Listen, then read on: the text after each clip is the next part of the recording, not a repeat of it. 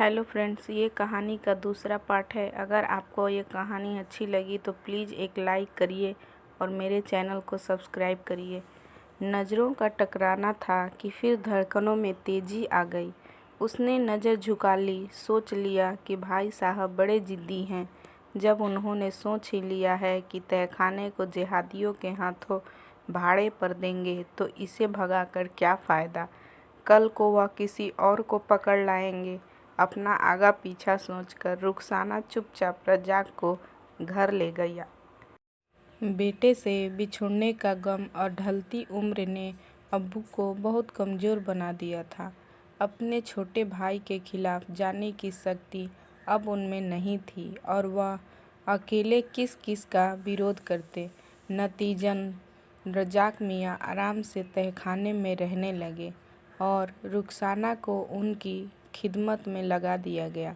रुखसाना खूब समझ रही थी कि उसे भी उसके बचपन की सहेली महजबीन और अफसाना की तरह जिहादियों के हाथों बेच दिया गया है।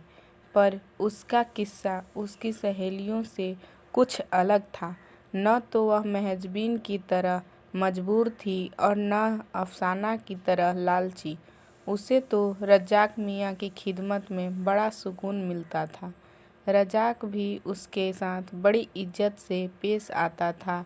हाँ, कभी कभी आवेश में आकर मोहब्बत का इजहार ज़रूर कर बैठता था और रुखसाना को उसका प्रेम इजहार बहुत अच्छा लगता था। अजीब सा मदहोशी का आलम छाया रहता था उस समय तहखाने में, जब दोनों एक दूसरे का हाथ थामे सुख दुख की बातें करते थे। रज्जाक के व्यक्तित्व का जो भाग रुखसाना को सबसे अधिक आकर्षित करता था वह था रुखसाना के प्रति रज्जाक का रक्षात्मक रवैया।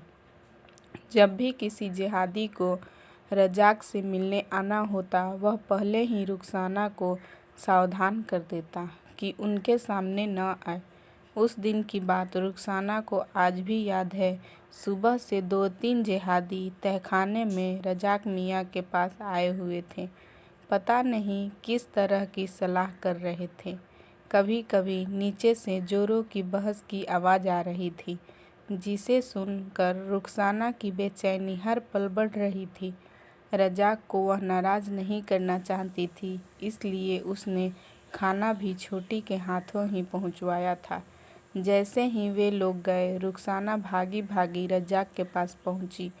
रज्जाक घुटने में सिर टिकाए बैठा था। रुखसाना के कंधे पर हाथ रखते ही उसने सिर उठाकर उसकी तरफ देखा।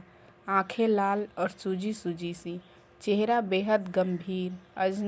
अनजानी आशंका से रुखसाना कांप उठी।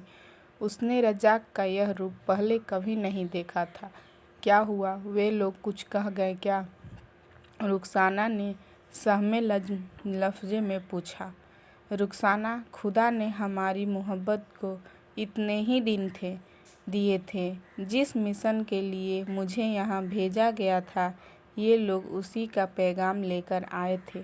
अब मुझे जाना होगा। कहते कहते रज्जाक का गला भर आया।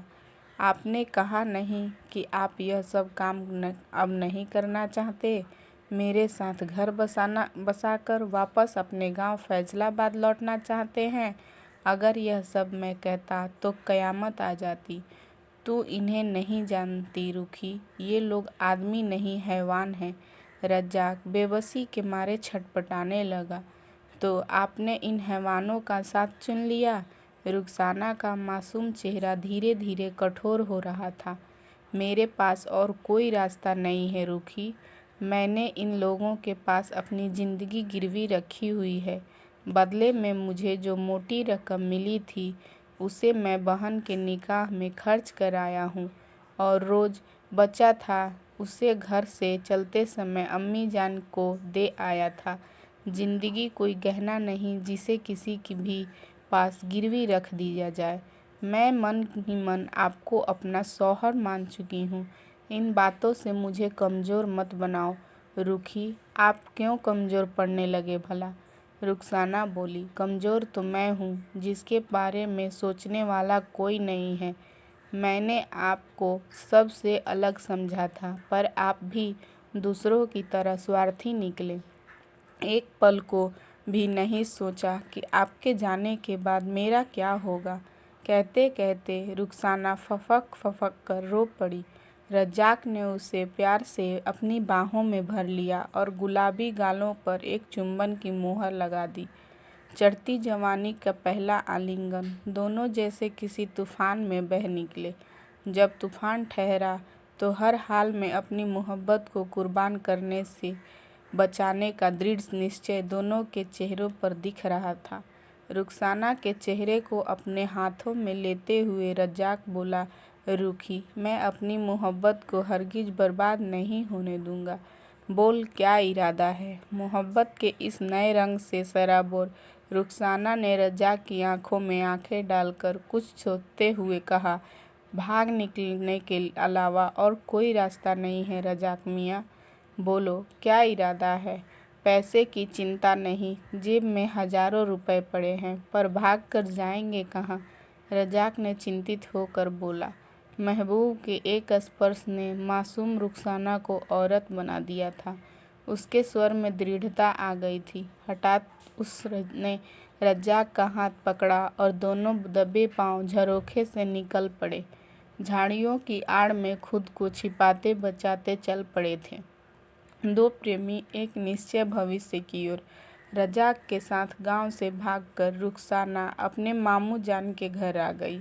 मामी जान ने रज्जाक के बारे में पूछा तो वह बोली, यह मेरे शौहर हैं। मामी जान को हैरत में छोड़कर रुखसाना रज्जाक को साथ ले सीधा मामू जान के कमरे की तरफ चल दी, क्योंकि एक एक पल उसके लिए बेहद कीमती था। मामू जान एक कीमती कश्मीरी शॉल पर नक्काशी कर रहे थे।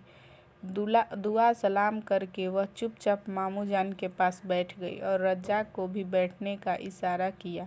बचपन से रुखसाना की आदत थी कि जब भी कोई मुसीबत आती तो वह मामू जान के पास जाकर चुपचाप बैठ जाती। मामू जान खुद ही समझ जाते कि बच्ची परेशान है और उसकी परेशानी का कोई न कोई रास्ता निकाल देते। कनखियों से रज्जाक को देख मामू जान बोल पड़े, इस बार कौन सी मुसीबत उठा लाई है बच्ची?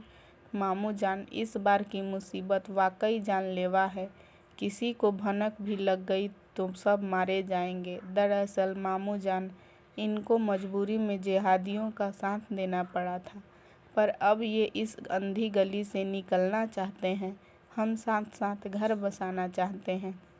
अब तो आप ही का सहारा है मामू, वरना आपकी बच्ची मर जाएगी। इतना कहकर रुखसाना मामू जान के कदमों में गिरकर रोने लगी। अपने प्रति रुखसाना की यह बेपनाह मोहब्बत देखकर रज्जाक मियाँ का दिल भर आया। चेहरे पर दृढ़ता चमकने लगी। मामू जान ने एक नज़र रज्जाक की तरफ देखा और अनुभवी आंखें प्रेम की गहराई को ताड़ गईं।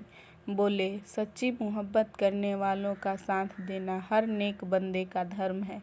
तुम लोग चिंता मत करो, मैं तुम्हें एक ऐसे शहर का पता देता हूँ जो यहाँ से बहुत दूर है और साथ ही इतना विशाल है कि अपने आगोश में तुम दोनों को आसानी से छिपा सकता है। देखो, तुम दोनों कोलकाता चले जाओ, वहाँ मेरे अच्छा खासा कारोबार है। जहाँ मैं ठहरता हूँ वह मकान मालिक गोविंद राम जी भी बड़े अच्छे इंसान हैं। वहाँ पहुँचने के बाद कोई चिंता नहीं, उनके नाम मैं खत लिख देता हूँ। मामू जान ने खत लिखकर रज्जाक को पकड़ा दिया, जिस पर गोविंद राम जी का पूरा पता लिखा था।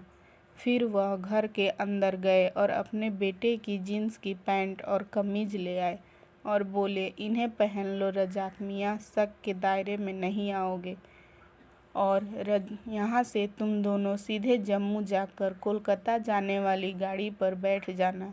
जिस मोहब्बत की मंजिल सिर्फ बर्बादी नज़र आ रही थी, उसे रुखसाना ने अपनी इच्छा शक्ति से आबाद कर दिया था।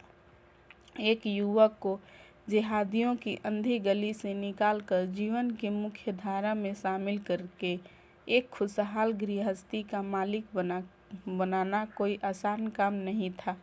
पर न जाने रुखसाना पर कौन सा जुनून सवार था कि वह अपने महबूब और मोहब्बत को उस मुसीबत से निकाल लाई थी।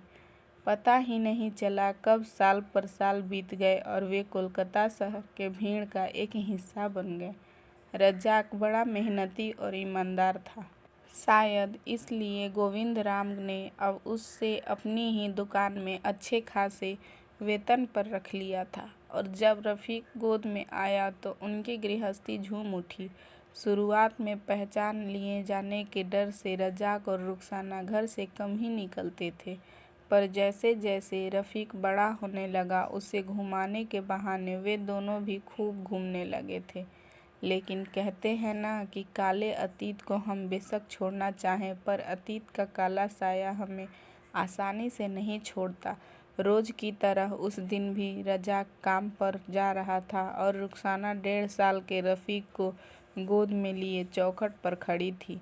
तभी न जाने 2 नकाबपोश कहाँ से हाजिर हुए और धाएँ धाएँ की आवाज़ से सुबह का शांत वातावरण गूंज उठा।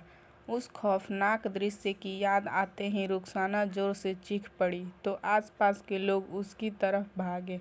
रुखसाना बिलख बिलख कर रो रही थी। इतने में गोविंदराम की जाने पहचानी आवाज़ ने उसे को अतीत से वर्तमान में ला खड़ा किया। वह कह रहे थे, रुखसाना बहन, अब घबराने की कोई ज़रूरत नहीं, ऑपरेशन ठीक ठाक हो गया है। रज्जाक मियाँ अब ठीक हैं, कुछ ही घंटों में उन्हें होश आ जाएगा।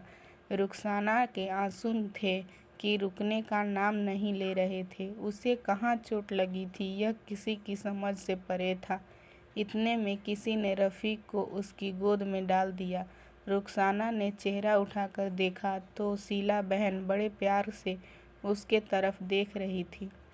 बोली, चलो रुखसाना, घर चलो, नहा धो कर कुछ खा लो। अब तो रज्जाक भाई भी ठीक हैं और फिर तुम्हें गोविंद भाई तो यहाँ रहेंगे। रफ़ीक तुम्हारी गोद को तरस गया था इसलिए मैं इसे यहाँ ले आई।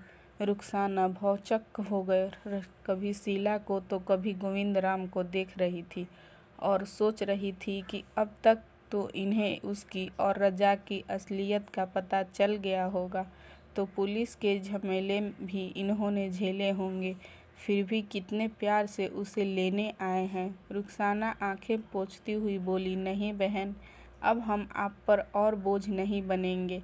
पहले ही आपके हम पर बड़े एहसान हैं, हमें हमारे हाल पर छोड़ दीजिए। कुछ लोग दुनिया में सिर्फ गम झेलने और मरने को आते हैं। हम अपने गुनाह की सज़ा आपको नहीं भोगने देंगे। आप समझती होंगी कि वे लोग हमें छोड़ देंगे, कभी नहीं। रुखसाना की वे आतंकवादी गली से बाहर निकल भी ना पाए थे कि मोहल्ले वाले उन पर झपट पड़े।